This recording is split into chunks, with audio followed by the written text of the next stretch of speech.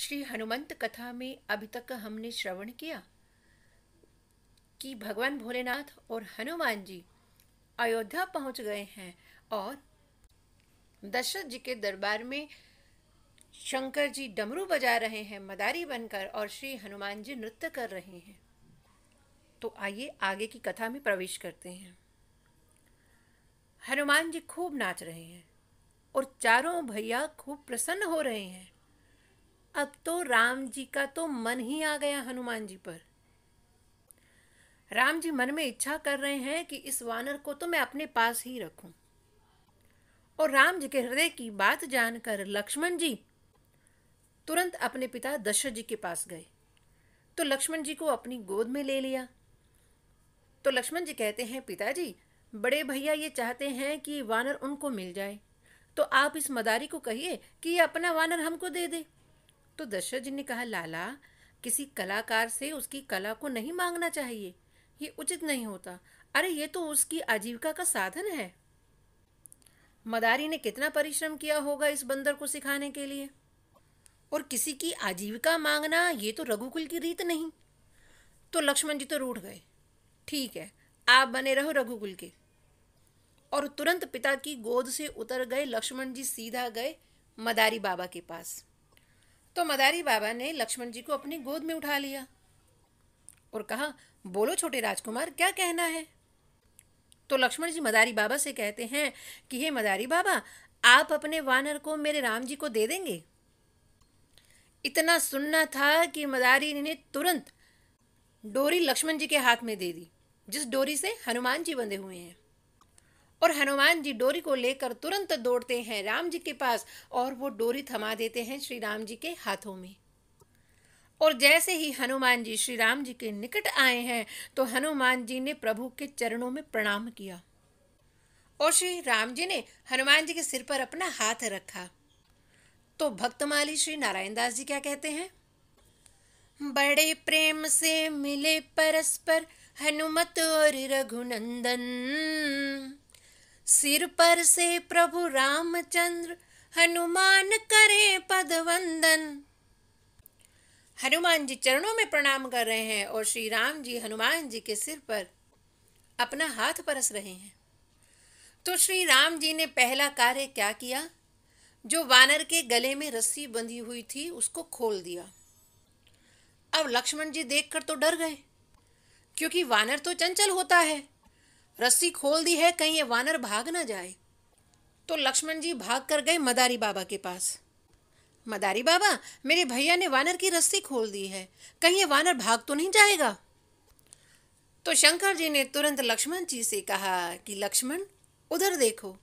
क्या दृश्य देखा कि जैसे ही श्री राम जी ने वानर की रस्सी खोली, तब तो हनुमान जी ने कसकर भगवान जी के दोनों चरणों को पकड़ लिया।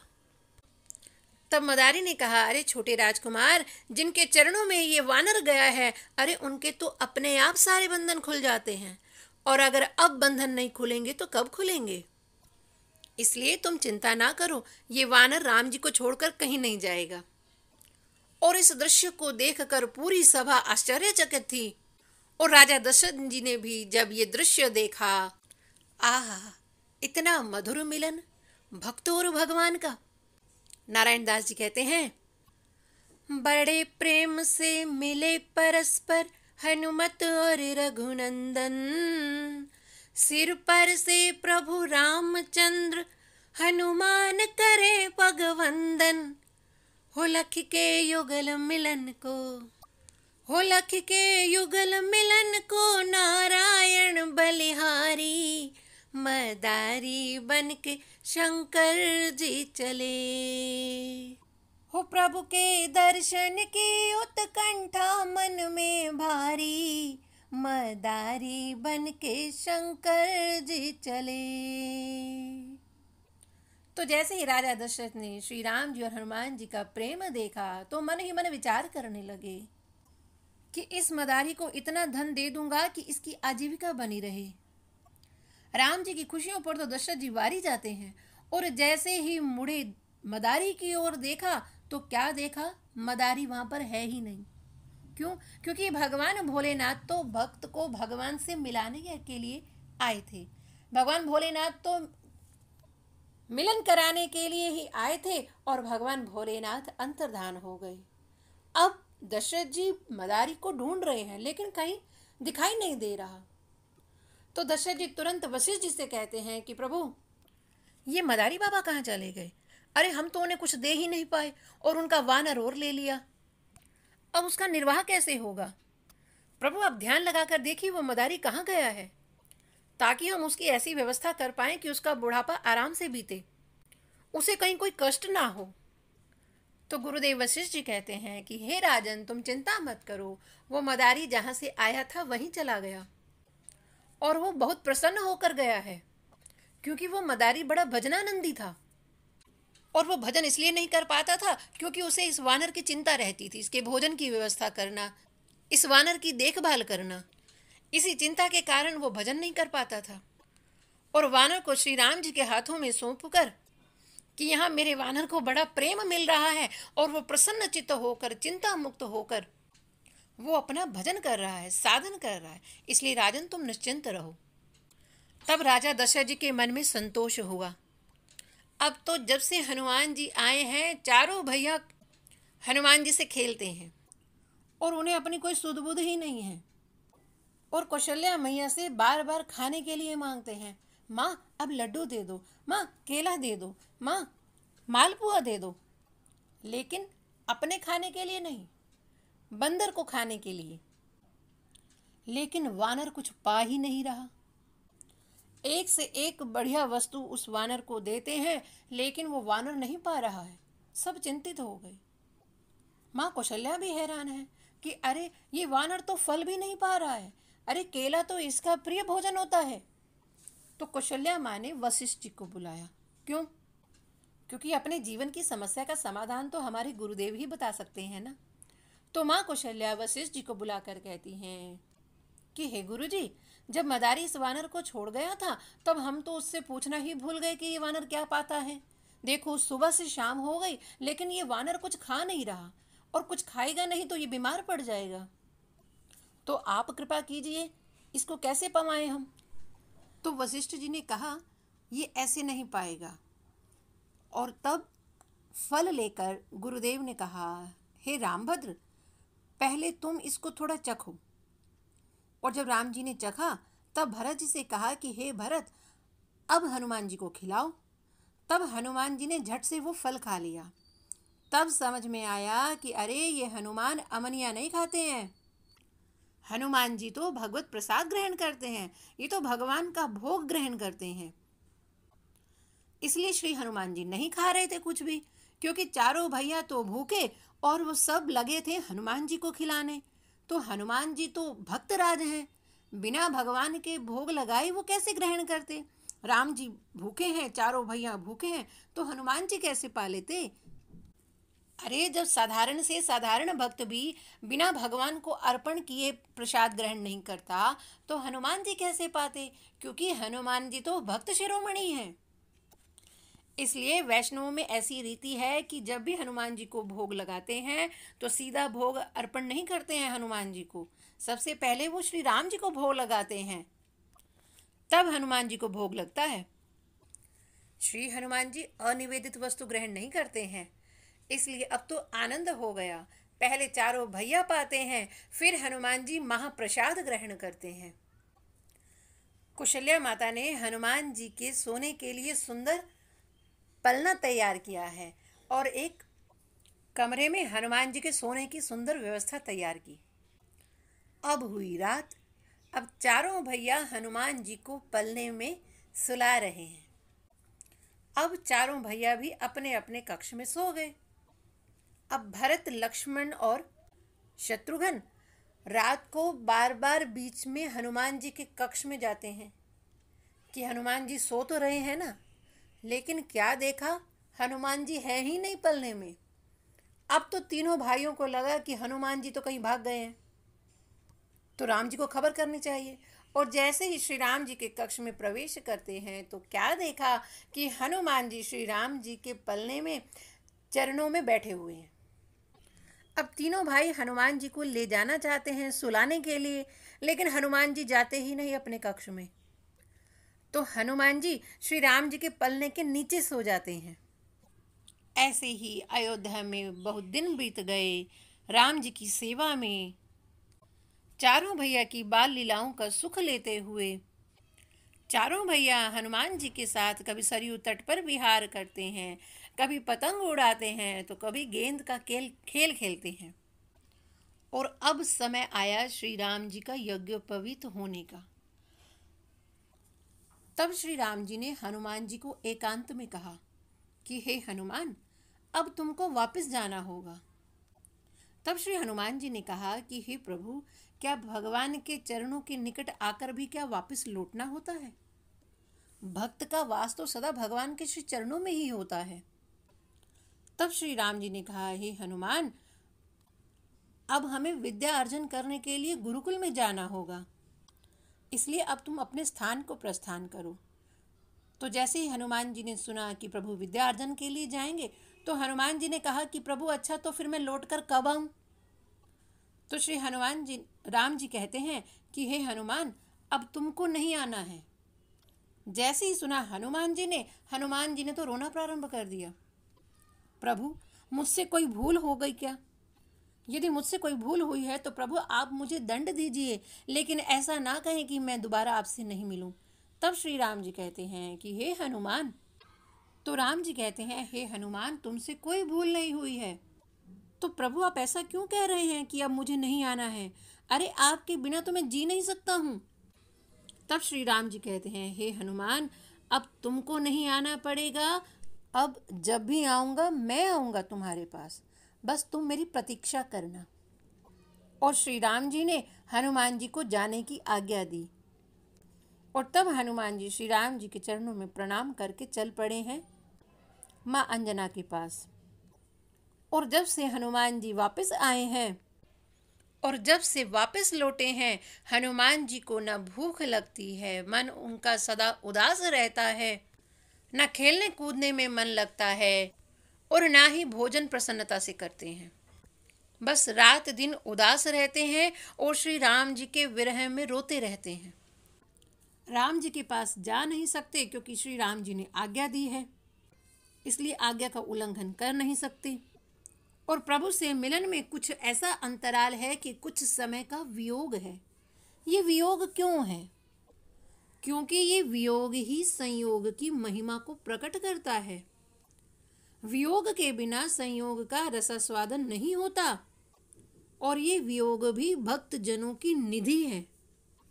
भगवान के वियोग में रोने में भी अद्भुत सुख का अनुभव होता है। भगवान के मिलन में, दर्शन में तो अद्भुत सुख है ही, लेकिन भगवत प्रेमी जानते हैं कि भगवान के वियोग में रोने में भी अलौकिक सुख का अनुभव होता है। बस उस सुख का रसास्वादन राम जी हनुमान जी को करवा रहे हैं। अब तो बस श्री हनुमान जी दिन रात श्री राम जी का नाम ले लेकर रोते रहते हैं। अंजना माँ अपने पुत्र की ऐसी दशा देखकर व्याकुल हो जाती हैं और केसरी जी से कहती हैं कि हे स्वामी, हनुमान जब से अयोध्या से आया है, ना अच्छी तरह से भोजन करता है, ना खेलता कूदता है, बस दिन रात रोता है राम राम कहकर। ये तो मुझे पता है कि इसने जन्म भले ही मुझसे लिया है, लेकिन हनुमान इस जगत में आया है तो केवल श्री राम जी के लिए ही। श्री राम जी की सेवा में ही इसके प्राण बसते हैं। श्री राम जी के बिना ये रह नहीं सकता है। और श्री राम जी के मिलन में अभी कुछ अंतराल है और मुझे तो ये चिंता हो रही है कि कहीं ऐसे ही श्री राम जी के विरह में रोते रोते कहीं हनुमान अपने प्राणों का त्याग न कर दे। इसलिए हे स्वामी, आप कुछ ऐसी व्यवस्था कीजिए कि हनुमान व्यस्त हो जाए, इसको किसी कार्य में लगाओ आप। मुझसे हनुमान की ये दशा नहीं देखी जाती है। तब केसरी जी कहते हैं कि ठीक है, मेरे मित्र हैं बाली और सुग्रीव, मैं उनके पास ले जाकर बात करता हूँ। तो केसरी राज ने श्री हनुमान जी से कहा कि हे पुत्र, चलो आज मैं तुम्हें कहीं लेकर चलता हूँ। तो हनुमान जी कहते हैं कि नहीं पिताजी, मुझे कहीं नहीं जाना है। तो केसरी जी कहते हैं कि पुत्र, तुमको श्री राम जी की सेवा करनी है ना, और श्री राम जी तो राजकुमार हैं, एक दिन श्री राम जी राजा बनेंगे, तो तुम उनके राज्यकाल में उपयुक्त सेवा कर पाओ उनकी, तो उनके लिए तुमको राजकाज का भी तो ज्ञान होना चाहिए, राजनीति का भी तो कुछ ज्ञान होना चाहिए ना। क्योंकि तुम वानर हो तो वानर सेना के संचालन का भी ज्ञान होना चाहिए। और इस समय सबसे बड़ा समुदाय है बाली और सुग्रीव का, और वो मेरे घनिष्ठ मित्र भी हैं। मैं उनके पास तुमको ले चलता हूँ, वहां रहकर तुम्हें कुछ व्यवहारिक ज्ञान की भी प्राप्ति होगी। और जैसे ही हनुमान जी ने सुग्रीव का नाम सुना तो उनको अपने गुरुदेव की गुरु दक्षिणा की बात याद आ गई। अरे, मैंने तो वचन दिया था अपने गुरुदेव को कि मैं सुग्रीव का सहायक बनूंगा।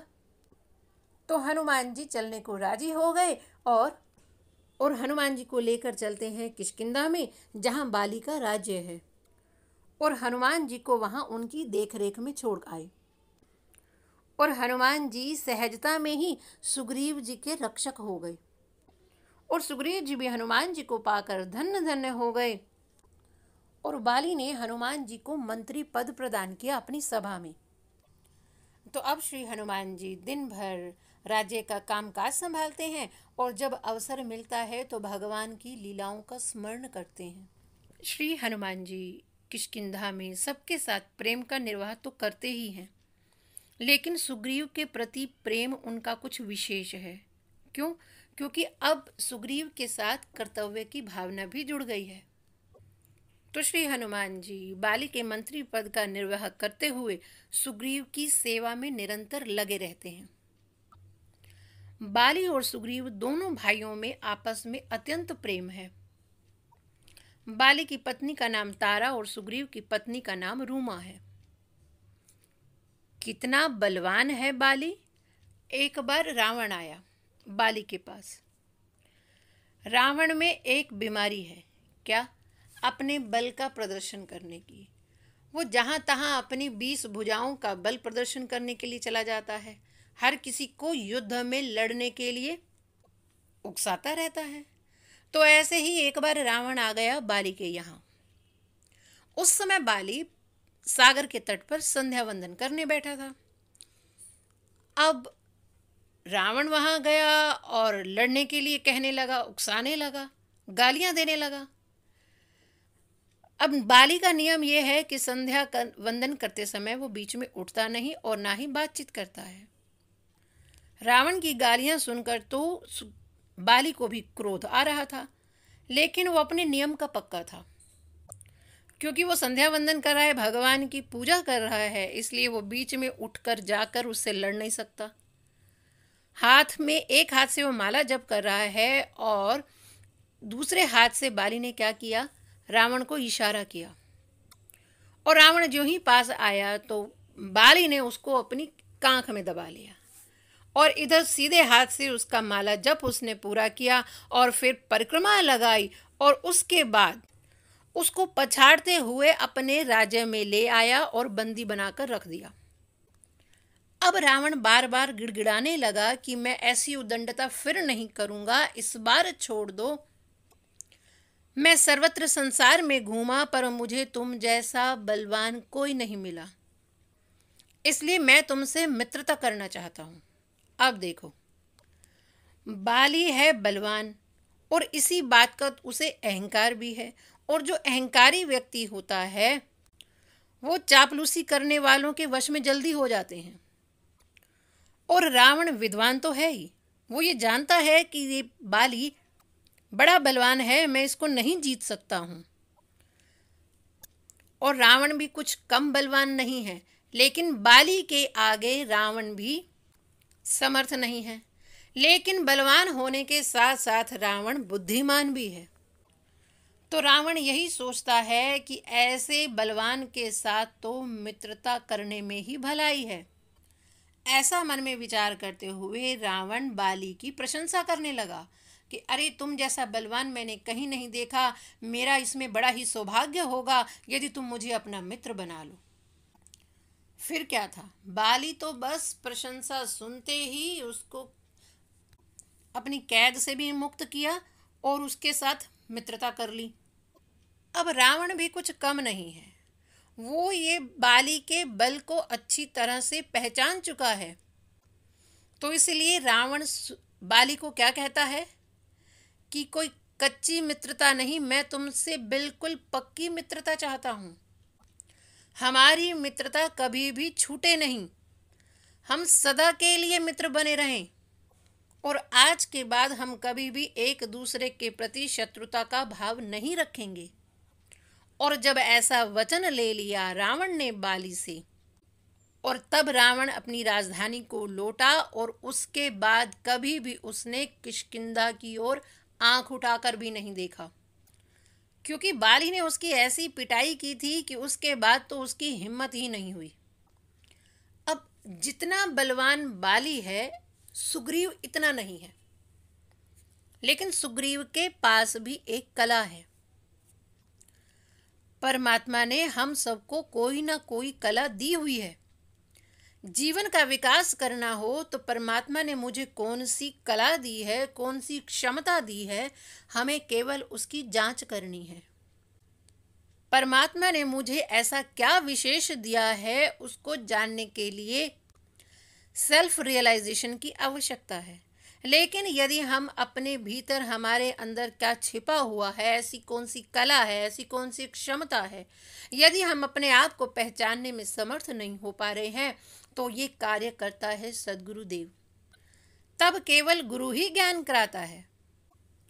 हमारी भारतीय शिक्षा शास्त्र में ऐसे कुछ उपाय बताए गए हैं कि किसमें क्या, कौन सा गुण छिपा हुआ है, उसको कैसे प्रदर्शित किया जाता है।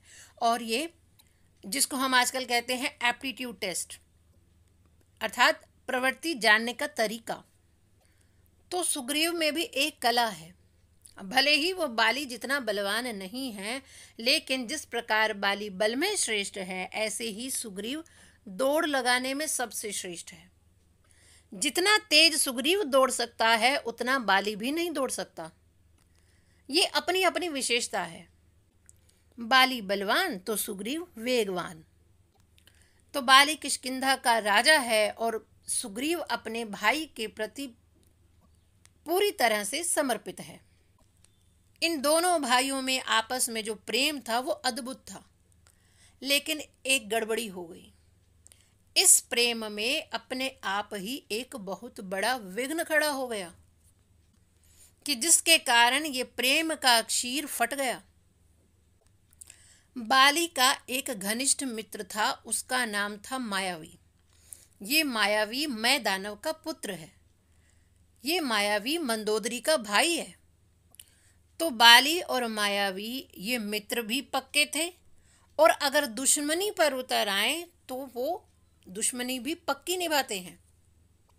लेकिन जिस मित्रता की नींव स्वार्थ है, ऐसी मित्रता टिकती नहीं। तो इन दोनों की मित्रता कब दुश्मनी में बदल गई पता ही नहीं चला। अब मायावी ये जानता है कि बाली मुझसे बहुत बड़ा ताकतवर है, मैं इसके साथ सामने से नहीं लड़ सकता हूं। लेकिन मायावी षड्यंत्रकारी है, बाली षड्यंत्रकारी नहीं है। तो मायावी ने षड्यंत्र रचा कि वो रात्रि को जाकर किष्किंधा में बाली को सोते हुए को मारने आया है। संयोगवश बाली उस समय जाग रहा था, तो मायावी उसे मार तो नहीं पाया, इसलिए वो भागा। तो बाली भी उसका पीछा करते हुए भागा। तो बाली को मायावी के पीछे भागते देख सुग्रीव भी बाली के पीछे भागा। सुग्रीव ने देखा कि बड़े भैया अकेले किसी का पीछा कर रहे हैं, तो इसलिए भ्रातृ प्रेम के कारण सुग्रीव भी बाली के साथ हो गया। स्वाभाविक है, संकट की बेला है, अपने भाई को अकेले नहीं छोड़ना चाहिए। तो दौड़ता हुआ मायावी एक पर्वत की गुफा में घुस गया। तो बाली भी उस गुफा में प्रवेश कर गया और पीछे सुग्रीव को कहा कि तुम यहीं रुको, यहीं रहकर मेरी प्रतीक्षा करो, और यदि 15 दिन तक मैं बाहर नहीं आया तो तुम वापस लौट जाना। बड़े भाई की आज्ञा मानकर सुग्रीव वहीं बाहर गुफा के प्रतीक्षा करने लगा। बहुत दिनों तक सुग्रीव प्रतीक्षा करता रहा, बाली आया ही नहीं। 15 दिन भी पूरे हो गए।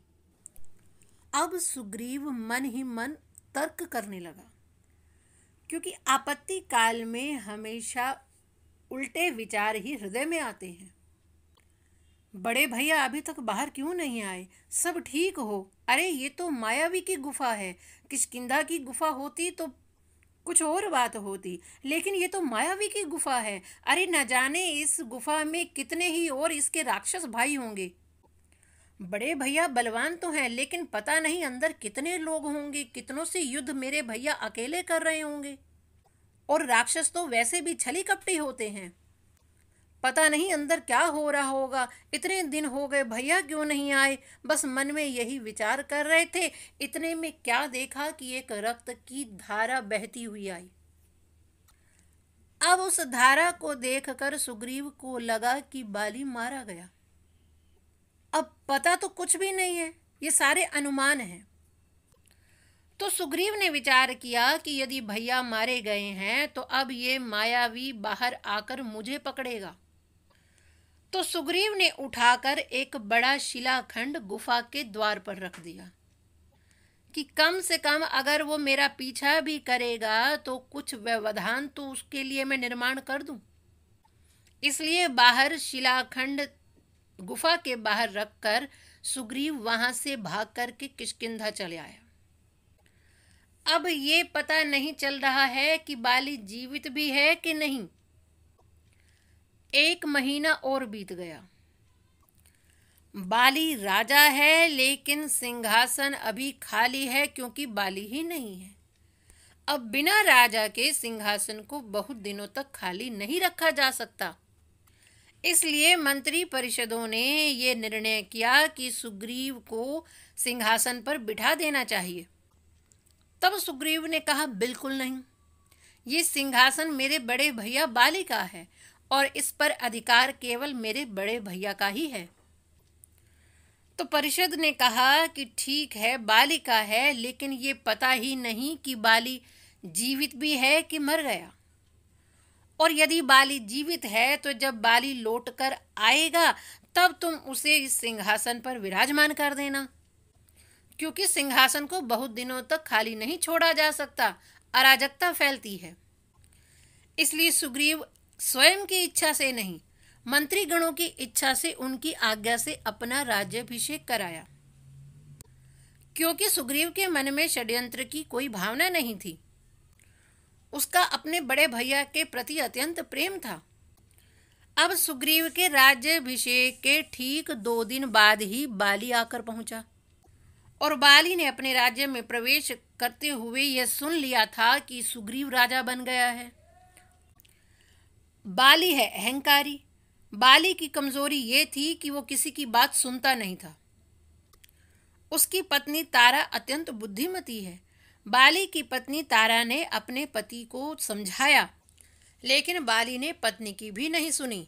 सबने समझाया, लेकिन अहंकारी व्यक्ति किसी की नहीं सुनता। ये बाली की मनोवृत्ति है। बाली ने तो जैसे ही सुना कि सुग्रीव राजा बन गया है तो सुग्रीव की ओर दहाड़ते हुए वो सुग्रीव को मारने लगा। सुग्रीव बार बार कहना चाहता है कि भैया ये राज्य आपका ही है, लेकिन बाली किसी की सुनता कहाँ है। उसने तो सुग्रीव को पकड़ पकड़ कर पटकना प्रारंभ कर दिया।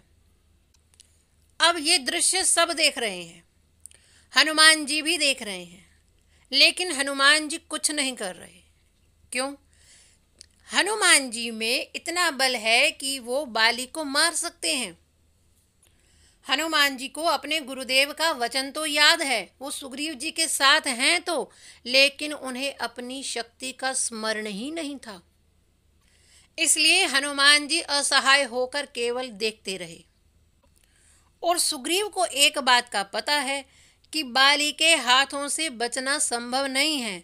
इसलिए जैसे तैसे सुग्रीव बाली के हाथों से छूटा और भागा।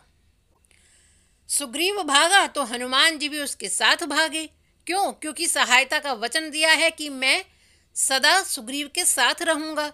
इसलिए सुग्रीव भागे तो हनुमान जी भी भागे, और सुग्रीव के पक्ष में जो वानर थे वो भी सुग्रीव के साथ ही भागे।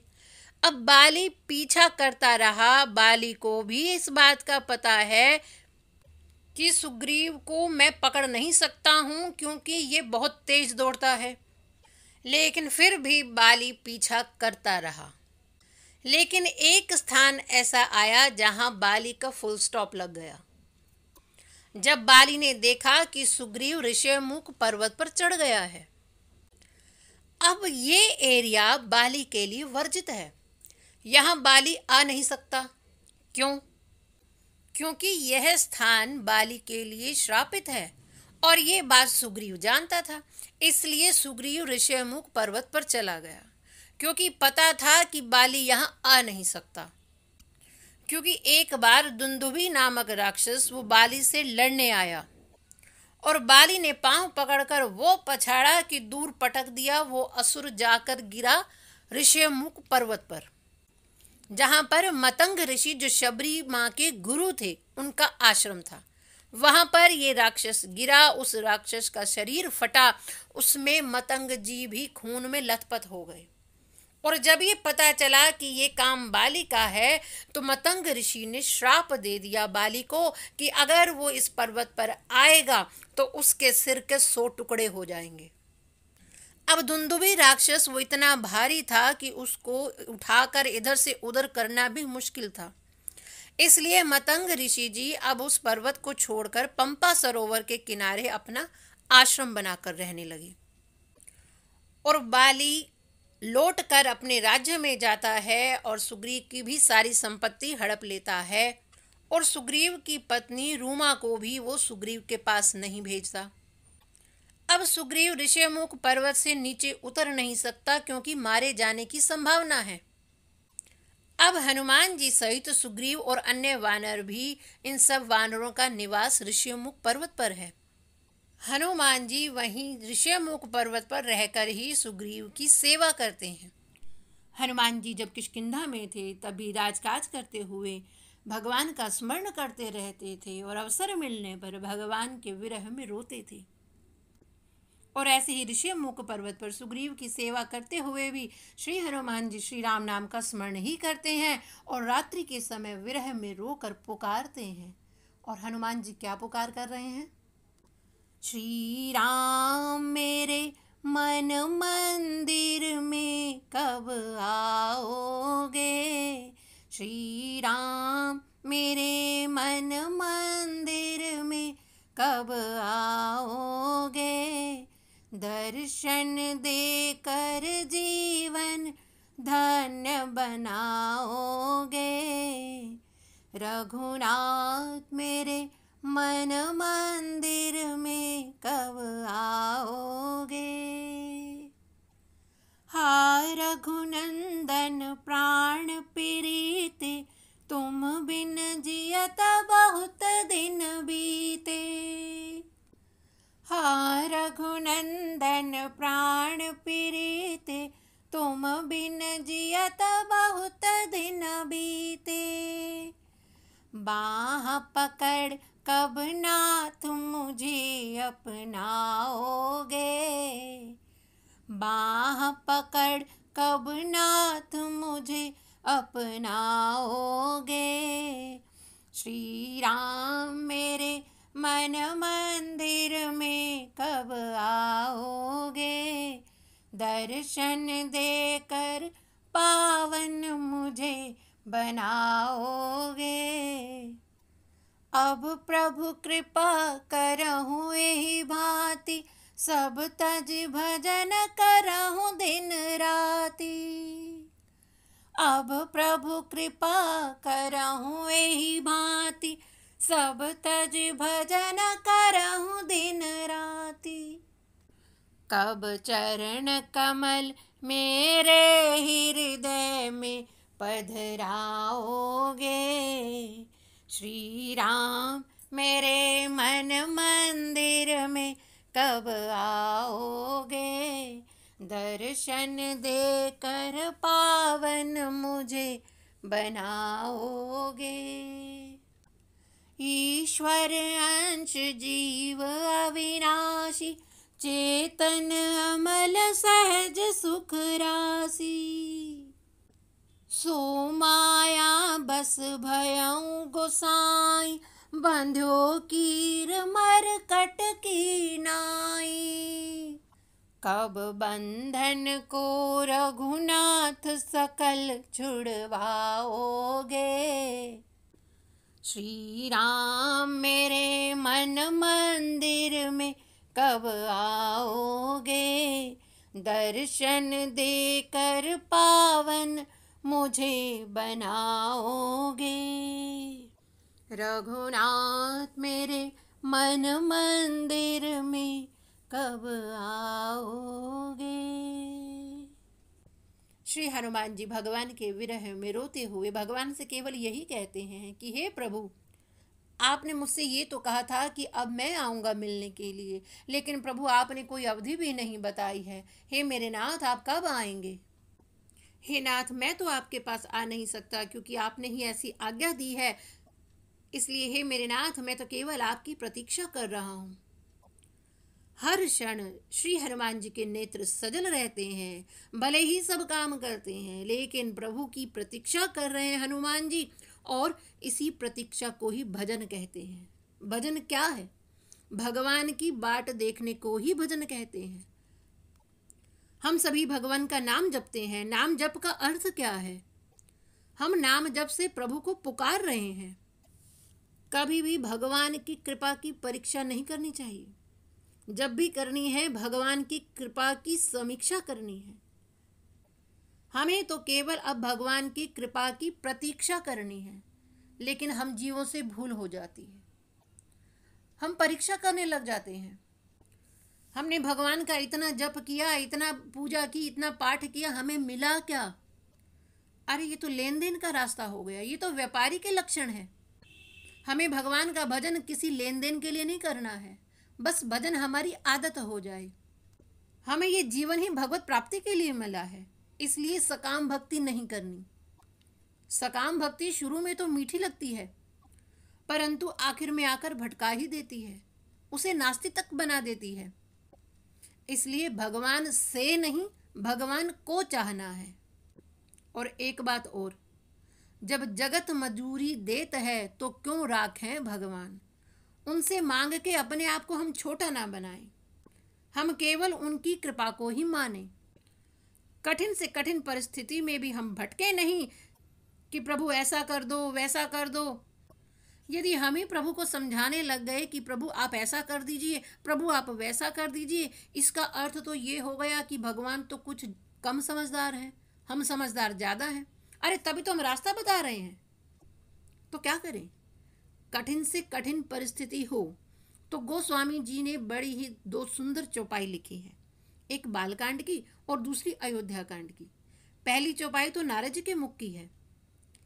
जेहि विधि नाथ होए हित मोरा, करऊं सो बेगी दास मैं तोरा। क्योंकि हम जो मांग रहे हैं वो हमारे हित में ही ना हो, इसलिए प्रभु पर ही छोड़ देना चाहिए कि प्रभु जिसमें मेरा हित हो वही आप कीजिए। और दूसरी चौपाई भरत जी के मुख से है, और श्री भरत जी तो हित की बात भी नहीं कर रहे। क्या कह रहे हैं भरत जी? जेहि विधि प्रभु प्रसन्न मन होई, करुणा सागर कीजिए सोई। कि हे प्रभु, मुझे रुलाकर, मुझे गिराकर प्रसन्न होते हो तो कर लीजिए, मुझे उठाकर प्रसन्न होते हो, मुझे हंसाकर भी प्रसन्न होते हो, तो प्रभु जैसे भी आप प्रसन्न हो बस वही कीजिए। इसलिए हमारे जीवन में कठिन से कठिन परिस्थिति में अगर हम उलझ जाएं तो केवल इन दो चौपाइयों की ही 4-5 माला कर लें। रास्ता ना मिल रहा हो बाहर जाने का, अंधेरा हो, समस्या का समाधान ना मिल रहा हो, तो बस इन चौपाइयों को प्रभु को निवेदन करें। जेहि विधि प्रसन्न मन होई, करुणा सागर कीजिए सोई। जेहि विधि नाथ होई हित मोरा, करऊं सो बेगी दास मैं तोरा। तो हम अनुभव करेंगे कि अंधेरे में रोशनी दिखाई देने लग जाएगी। निष्काम भक्ति शुरू में तो कड़वी लगती है, लेकिन बाद में जाकर इतनी मीठी लगती है तो फिर तो सारे संसार के सब आकर्षण ही छूट जाते हैं। बस फिर तो भगवान के नाम रूप लीला में ही जीव को स्वाद आता है। ऐसे ही श्री हनुमान जी को केवल भगवान नाम ही प्रिय लगता है, इसलिए सब काम करते हुए वो मन में केवल राम नाम का ही स्मरण करते हैं और रात्रि में सोते हुए केवल भगवान नाम को ही वो पुकारते हुए भगवान से केवल यही प्रार्थना करते हैं कि हे मेरे राम, आप मुझसे कब मिलेंगे। बस दिन और रात हनुमान जी सदैव श्री राम जी का ही स्मरण करते हैं। ऐसे ही जब कोई साधक निरंतर अपने हृदय में भगवान का चिंतन करता है तो एक दिन स्वयं परमात्मा आ ही जाते हैं। तो श्री हनुमान जी श्री राम जी की बाट देख रहे हैं भजन करते हुए। जब हनुमान जी श्री राम जी से मिले थे तब श्री हनुमान जी 5 वर्ष के थे और अब जब दोबारा श्री राम जी हनुमान जी से मिले हैं उस समय लगभग 39 वर्ष के हैं। श्री राम जी की प्रतीक्षा करते हुए कितने दिन बीत गए हैं। श्री राम जी की विद्या अध्ययन लीला हुई, विवाह लीला हुई और फिर वनवास लीला। कहते हैं कि जब श्री राम जी को वनवास मिला तब तुलसी बाबा अयोध्या कांड में वर्णन करते हैं, बड़ा सुंदर दोहा है। वर्ष 18 की सिया 27 के राम, कीनी मन अभिलाष तब करनो है सुर काम। जब श्री राम जी 27 वर्ष के हुए हैं, माता जानकी 18 वर्ष की हैं, तब प्रभु ने इच्छा की कि अब देवताओं का काम करना है। देवताओं का क्या काम करना है? क्योंकि देवता रावण के अत्याचारों से अत्यंत पीड़ित थे और जाकर उन्होंने भगवान से पुकार की। तब भगवान ने कहा कि मैं मनुज अवतार लेकर आऊँगा। तो वनवास काल में ही श्री राम जी हनुमान जी से मिलते हैं। लगभग 12 वर्ष पूरे हो चुके हैं वनवास के और 13वां प्रारंभ है। और 13वें वर्ष में आषाढ़ महीने में श्री राम जी हनुमान जी से मिलते हैं और तब हनुमान जी 40 वर्ष के हैं और 5 वर्ष के थे जब मिलन हुआ था। तो लगभग 35 वर्ष के बाद आज श्री हनुमान जी श्री राम जी से मिल रहे हैं। तो 35 वर्ष बाद श्री राम जी के दर्शन का अब सुयोग बना है। क्यों? क्योंकि राम राम रटते रहो जब लग घट में प्राण, कबहूँ तो दीन दयाल के भनक पड़ेगी कान। हनुमान जी ने भरोसा नहीं छोड़ा, शबरी मैया ने भी भरोसा नहीं छोड़ा। श्री रूप गोस्वामी जी कहते हैं कि भक्त को अपने जीवन में कभी भी ये भरोसा नहीं तोड़ना कि मेरा भगवान से मिलन नहीं होगा। भरोसा रखना ये भक्त का लक्षण है। इस लक्षण को कहते हैं आशाबंध। आशाबंध अर्थात कभी भी ये आशा ना टूटे, सदैव ये आशा बनी रहे कि मुझे इसी जन्म में इसी शरीर से एक दिन श्री सीताराम जी के चरण कमलों की प्राप्ति होगी ही, श्री राधा गोविंद के चरण कमलों की प्राप्ति होगी ही। और इसी भरोसे का नाम ही है भक्ति। बिना भरोसे के भक्ति नहीं होती है। बाबा तुलसी कहते हैं, बिन विश्वास भगति नहीं और तेहि बिन द्रवहि न राम, और राम कृपा बिनु सपने हूँ जीव न ले विश्राम।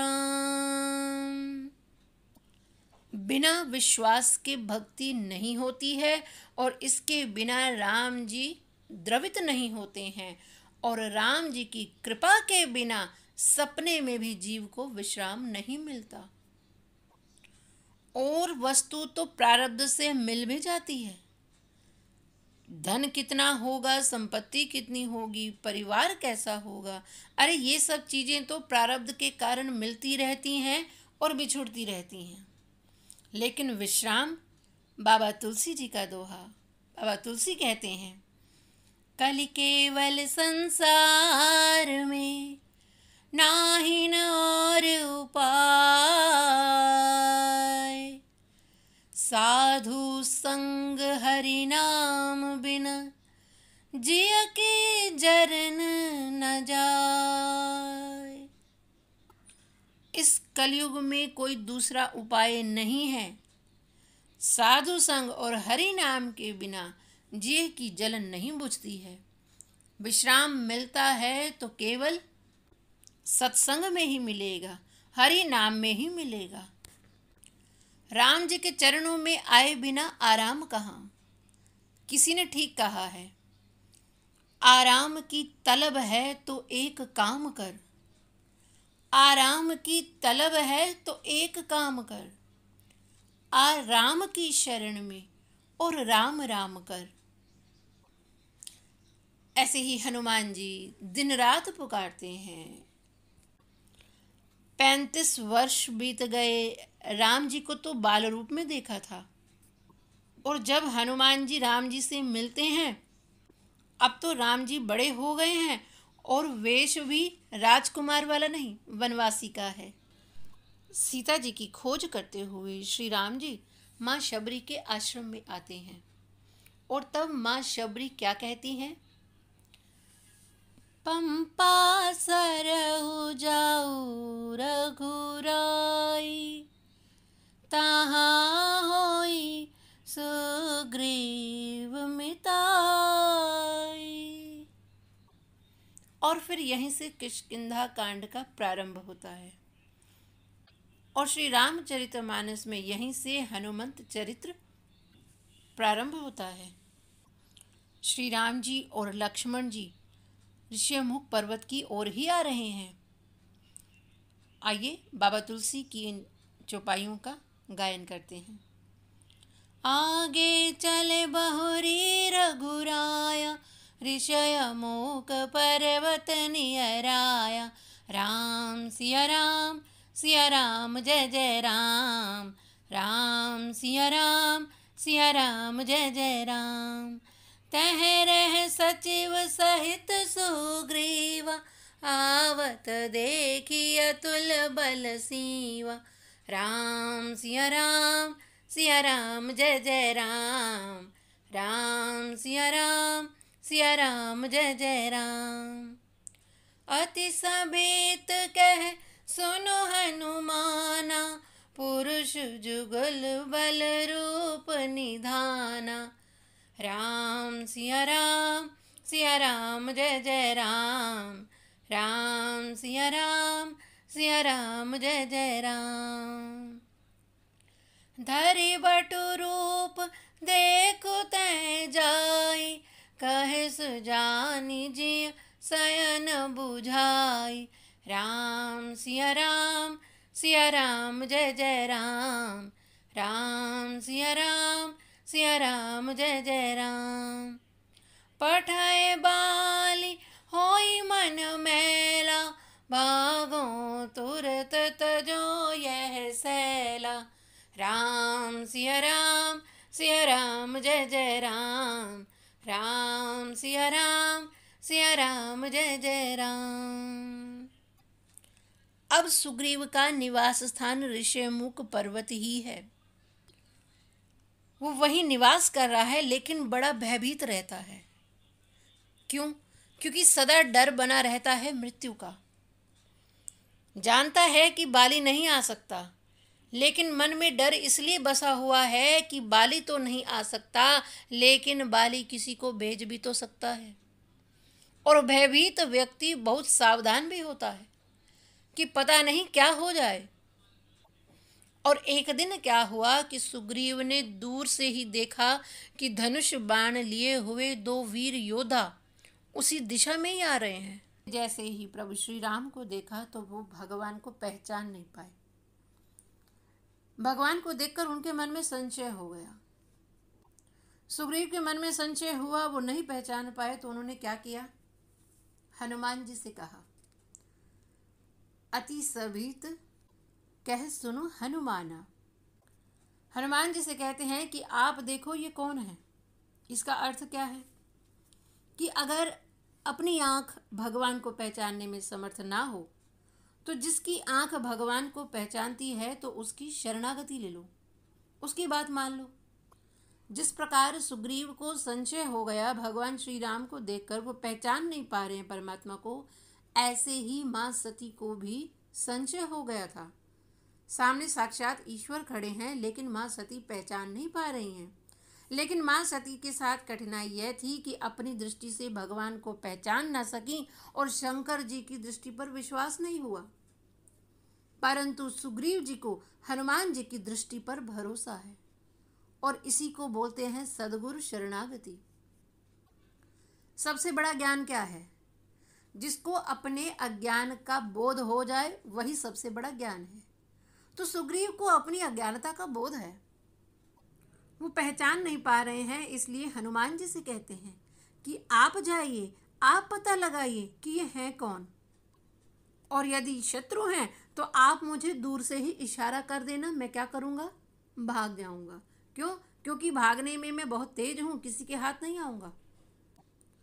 तो हनुमान जी ने कहा कि मुझ पर भरोसा है तो फिर तो आराम से बैठ जाओ, तुम्हें कहीं नहीं जाना पड़ेगा। और सचमुच जो अपने सद्गुरु पर भरोसा करते हैं उन्हें कहीं नहीं जाना पड़ता। अरे उनको तो उनके घर में ही भगवान मिल जाते हैं। यही सद्गुरु की कृपा का फल है।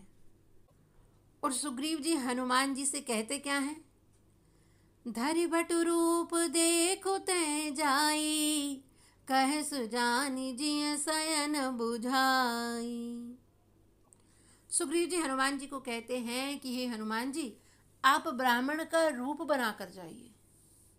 ब्राह्मण का रूप यहाँ तात्पर्य है कहने का, ब्राह्मण कहते हैं अर्थात जो पंडित है, और पंडित किसको कहते हैं? जो ज्ञानी है। तो मानो सुग्रीव यही कहना चाह रहे हैं कि मैं तो अज्ञानी हूँ, हे हनुमान जी आप तो ज्ञानी हैं, इसलिए आप ज्ञानी बनकर ही जाइए, बटु रूप में जाइए और पता लगाइए ये हैं कौन। अर्थात आप अपनी ज्ञान की दृष्टि से पहचानिए, क्योंकि मैं तो असमर्थ हूँ, इसलिए आप जाइए। और हनुमान जी ब्राह्मण का रूप धारण करके चलते हैं। हनुमान जी बटु रूप धारण करके जा रहे हैं श्री राम जी के पास, और इधर यहाँ ऋषिमुख पर्वत पर सुग्रीव का पूरा ध्यान केंद्रित है हनुमान जी पर कि हनुमान जी जैसा इशारा करेंगे मैं वैसा ही कदम उठाऊंगा। सुग्रीव ने अपना सब कुछ गंवा दिया है और अब रात दिन मृत्यु का भय उस पर पड़ा हुआ है। और उधर बाली के पास सब कुछ है, सैन्य बल है, संपदा है, और बाली स्वयं बलवान भी है। और इन दोनों में शत्रुता है, सुग्रीव और बाली में। तो विजय होनी किसकी चाहिए? क्योंकि सुग्रीव तो डरपोक है और बाली बलवान है, परंतु विजय हुई सुग्रीव की। क्यों? क्योंकि उसके पास एक रत्न है। वो कौन? श्री हनुमान जी। हनुमान जी निरंतर उसके साथ हैं और यह विजय हनुमान जी के कारण ही हुई। इंद्र और सूर्य के पुत्र में युद्ध तो होता ही रहता है, त्रेता युग में भी हुआ और द्वापर युग में भी हुआ। इंद्र के पुत्र बाली और सूर्य के पुत्र सुग्रीव ये त्रेता युग में हुए, और द्वापर युग में इंद्र के पुत्र अर्जुन और सूर्य के पुत्र कर्ण हुए। तो द्वापर युग में इंद्र के पुत्र की विजय हुई। तो इसका अर्थ ये हुआ कि विजय किसकी होगी इसका कोई नियम नहीं है, इसका केवल एक ही नियम है कि हनुमान जी जिसके पक्ष में होगी वही विजयी होगा। त्रेता युग में श्री हनुमान जी सूर्य पुत्र सुग्रीव के पक्ष में हैं, सुग्रीव के साथ खड़े हैं, इसलिए इंद्र के पुत्र की हार हो गई। सब कुछ होते हुए भी, बलवान होते हुए भी, संपत्ति और सैन्य दल होते हुए भी इंद्र का पुत्र हार गया। और सूर्य पुत्र सुग्रीव के पास कुछ नहीं है, असमर्थ है, लेकिन फिर भी वो जीत गया। कारण केवल एक कि जिसके पक्ष में श्री हनुमान जी होंगे उनकी जीत अवश्य है। ऐसे ही द्वापर युग में भी श्री हनुमान जी अर्जुन के पक्ष में थे। बड़ी ही सुंदर कथा आती है, आइए हम उसमें प्रवेश करते हैं कि कैसे श्री हनुमान जी अर्जुन के पक्ष में हैं। क्योंकि श्री हनुमान जी को तो अजर अमर का वरदान प्राप्त है। हनुमान जी तो चारों युगों में हैं, इसलिए द्वापर में भी हैं। तो आइए उस मधुर कथा का हम रसास्वादन करें। मन में हनुमत राम बसाए, अर्जुन को तो शाम सुहाए। दोनों योद्धा हैं एक समान रे, जैसे अर्जुन है वैसे हनुमान रे। एक दिवस भगवान कृष्ण अर्जुन से फूल मंगाए। भगवान ने कहा, अर्जुन मेरी पूजा के लिए फूल लेकर आओ। धनुष बाण लेकर वीरवर अर्जुन निकल पड़े। पहुंचे अर्जुन कदली वन में जहां अंजनी जाए। तो हनुमान जी केले के बड़े बड़े वृक्षों के बीच में बैठे जय सिया राम जप रहे थे। अर्जुन ने देखा नहीं, पवन पुत्र थे जहां पेड़ केलों के लंबे चौड़े।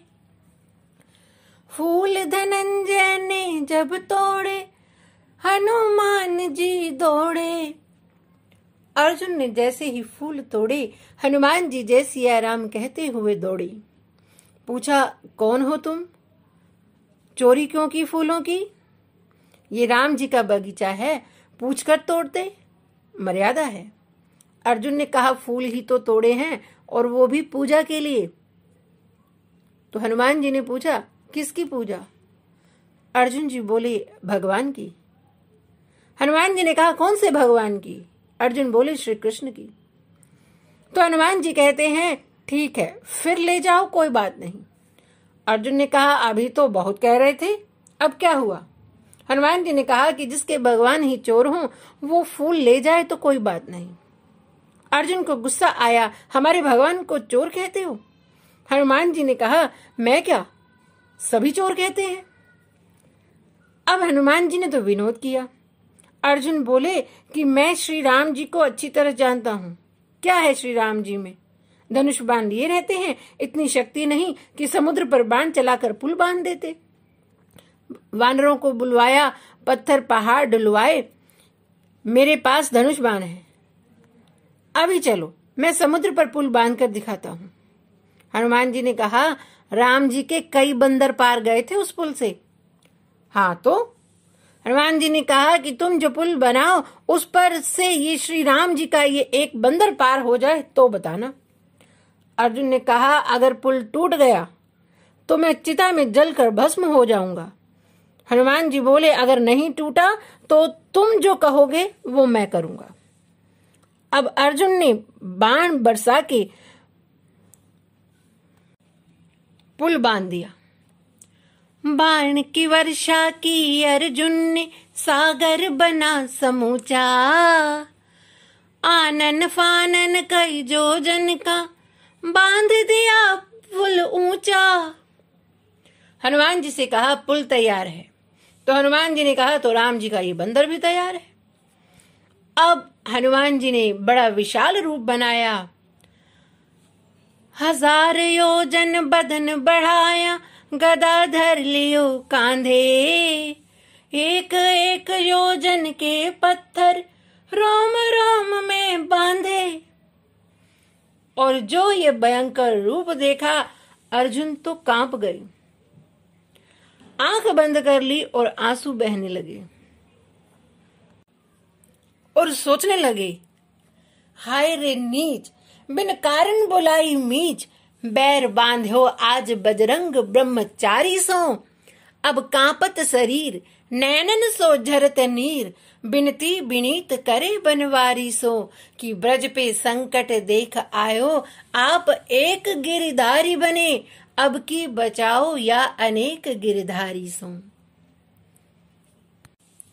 लाज रखो गिरधारी,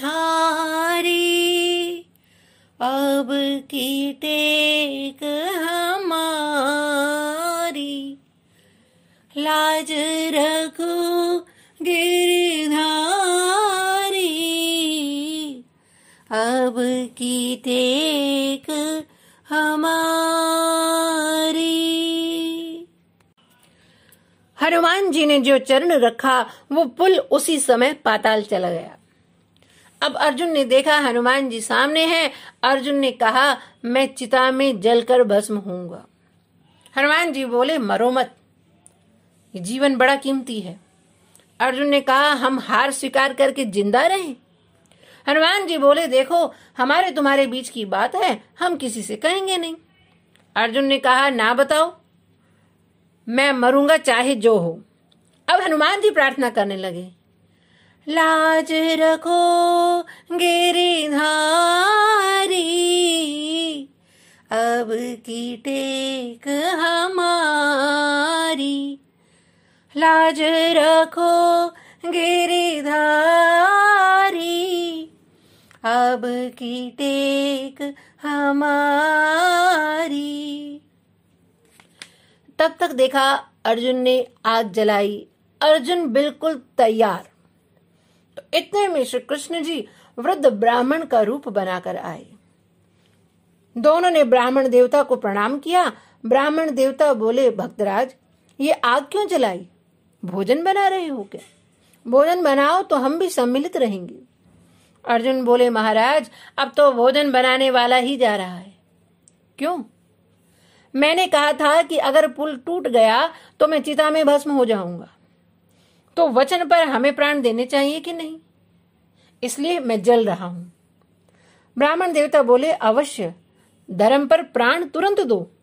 हनुमान जी मन में सोचने लगे कि ये तो और जल्दी मारेंगे। ये जैसे तैसे समझता भी, पर यह धर्म की दुहाई दे देकर मार डालेंगे। भगवान बोले, लेकिन एक बात बताओ, तुम दोनों ने शर्त लगाई? हाँ महाराज। निर्णय करने वाला तीसरा कौन था? महाराज, कोई नहीं। भगवान बोले, वाह, ये कोई नियम है? अरे निर्णय करने वाला तो तीसरा होता ही है। अच्छा चलो, दोबारा पुल बनाओ और फिर श्री हनुमान जी उसे तोड़े तो तुम चिता में भस्म हो जाना, और नहीं तोड़ पाए तो जो तुम कहो वो हनुमान जी करें। दोनों ने स्वीकार कर लिया। दोबारा पुल बनाया और हनुमान जी फिर उसी रूप में। तब भगवान ने एक काम किया। एक रूप से तो ब्राह्मण बने रहे और दूसरे रूप से कच्छप बनकर पुल के नीचे बैठ गए और हनुमान जी पार कर गए। पुल ज्यों का त्यों निहारा, पर फटा बोझ से बदन कमठ का, बहे खून की धारा। अब ब्राह्मण गायब। हनुमान जी और अर्जुन दोनों दौड़े, ये रथ की धारा कैसी? तो देखा वहां श्री कृष्ण भगवान खड़े। दोनों ने प्रणाम किया। भगवान ने दोनों को हृदय से लगा लिया। हनुमान जी ने कहा, प्रभु मैं हार गया, अर्जुन जीत गया। भगवान ने कहा, मैं यही चाहता था। अर्जुन ने कहा, अब मैं बताऊं इन्हें क्या करना है? भगवान बोले, अभी के लिए नहीं, कभी के लिए इनको तैयार किया है।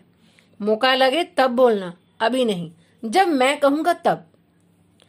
हनुमान जी ने कहा, मैं याद रखूंगा। भगवान अर्जुन को लेकर गए। जब महाभारत का युद्ध अवश्यंभावी हो गया, अर्जुन ने कहा, हरि अगर साथ में हो तो हार भी अच्छी। भगवान ने कहा अर्जुन से कि अब बुलाओ हनुमान जी को। अर्जुन को लेकर भगवान गए। हनुमान जी ने प्रणाम किया। भगवान ने कहा, अब अर्जुन मांगने आया है, युद्ध होगा, आपको चलना है। अर्जुन ने कहा, युद्ध तो मैं लड़ूंगा, हनुमान जी क्या करेंगे? भगवान ने कहा, अरे श्री राम अवतार में जब मैं बिना हनुमान के युद्ध नहीं लड़ सका तो तुम अकेले कैसे लड़ोगे? हनुमान जी के बिना विजय नहीं मिलेगी। हनुमान जी ने कहा, चलूंगा तो जरूर, लेकिन हम बिना सत्संग के रह नहीं सकते। अर्जुन बोले, लो सुन लो, वह कथा होगी कि लड़ाई होगी? अगर वो कथा सत्संग सुनने वाले होते तो युद्ध ही क्यों होता? हनुमान जी बोले, हमारे प्रभु तो युद्ध में भी सत्संग कर लेते हैं। रावण रथ में बैठकर आता है, रावण रथी विरथ रघुवीरा, धर्म रथ का वर्णन कर देते हैं। श्री कृष्ण जी ने कहा कि ठीक है, चलो तुम चलो, मैं तुम्हें सत्संग सुनाऊंगा। और अर्जुन के रथ पर ध्वजा पर हनुमान जी विराज गए। अर्जुन के रथ का नाम हुआ कपिध्वज। अर्जुन जब बाण धनुष पर रखते हैं तो भीष्म पितामह का रथ दूर तक खिसक जाता है, और जब भीष्म पितामह बाण बरसाते हैं तो अर्जुन का रथ अडिग रहता है। भगवान ने ध्वजा पर विराजमान हनुमान जी की ओर संकेत करते हुए कहा, अर्जुन ऊपर देखो, ऊपर वाले की वजह से हम नीचे सब सुरक्षित हैं। पर भगवान ने कहा था कि सत्संग करूंगा, तो अर्जुन को मोह का तो बहाना था, गीता तो हनुमान जी को सुनाना चाहते हैं। युद्ध हुआ। कर्ण के तरकस में एक ऐसा बाण जो किसी के भी ले सकता था प्राण। उसने कर्ण से कहा कि मैं इच्छाधारी नाग हूं, बाण बनकर तुम्हारे तरकस में रहूंगा।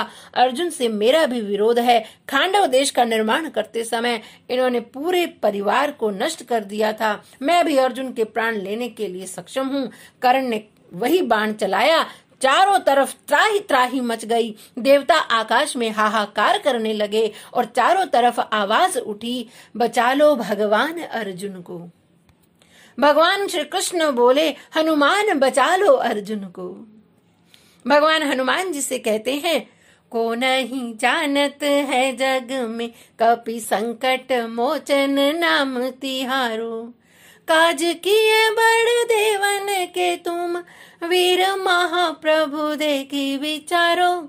कौन सो संकट मोर गरीब को, जो तुम सो नहीं जात है टारो। बेगी हरो हनुमान महाप्रभु, जो कछु संकट होए हमारो। धन्य है हनुमान जी, इनको देर ही नहीं लगी। थोड़ा वजन बढ़ाया, धरती फट गई, रथ समेत पाताल में चले गए। अब बाण को कोई लक्ष्य ही नहीं मिला, व्यर्थ हो गया बाण। फिर भगवान और अर्जुन को हनुमान जी रथ समेत फिर बाहर ले आए। भगवान ने कहा, हनुमान, एक दिन श्री राम अवतार में मुझे और लक्ष्मण को बचाने के लिए आप पाताल गए थे, और आज मुझे और अर्जुन को बचाने के लिए आप पाताल गए। जब महाभारत का युद्ध पूरा हो गया तो श्री कृष्ण ने कहा, अर्जुन पहले तुम रथ से उतरो, फिर मैं उतरूंगा। और फिर हनुमान जी से कहा, अब आप उतरिए। और हनुमान जी के रथ से हटते ही रथ में आग लग गई। दग्ध रथ की कथा बोलते हैं उसे। ये आग कैसे लग गई? भगवान बोले, ये आग तो कब की लगी हुई थी, पर ये भक्त के रथ को बचाने वाले हैं और रावण के सोने की लंका को जलाने वाले हैं। श्री कृष्ण के लिए अर्जुन प्रेम की मूर्ति हैं, और श्री कृष्ण कहते हैं, हे अर्जुन, तुम मुझे अत्यंत प्रिय हो, क्योंकि तुम पूर्ण रूप से मुझे समर्पित हो। और जो जीव मुझे समर्पित हो जाता है, फिर उसकी हर बाधा, उसका हर संकट वो मेरा हो जाता है।